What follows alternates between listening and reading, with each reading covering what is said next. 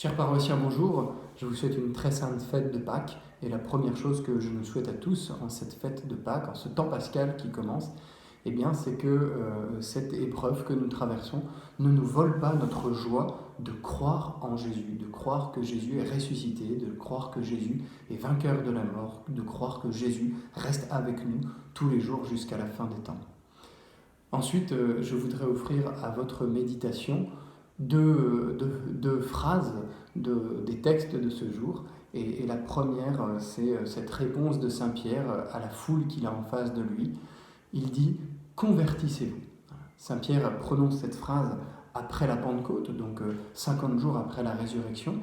Et c'est une phrase qui, pour nous, nous fait penser au temps qu'il y a avant le temps de la résurrection, à savoir le carême, où là, pour le coup, on se concentre pour nous convertir. Et je crois, en entendant cette parole au début de ce temps pascal, dans la bouche de Saint Pierre, que c'est un rappel de la liturgie, que la conversion, c'est le mode de vie ordinaire du chrétien. Que Jésus est ressuscité aussi pour nous accompagner, pour nous faire vivre une authentique conversion, un authentique retour vers Dieu, une authentique foi. Ensuite, la deuxième parole que je voudrais vous livrer, c'est cette parole de Jésus à Marie-Madeleine dans l'Évangile. Marie-Madeleine qui découvrant Jésus ressuscité, veut certainement le prendre dans ses bras, et Jésus lui dit « Ne me retiens pas ». Voilà, c'est une parole un petit peu dure, certainement, qui a dû être douloureuse pour Marie-Madeleine, mais qui, je crois, est prophétique, qui indique de la part de Jésus quel est ce nouveau mode de relation qu'il veut entretenir avec nous après sa résurrection. Et cette nouvelle amitié, cette nouvelle forme d'amitié, c'est l'amitié de la foi.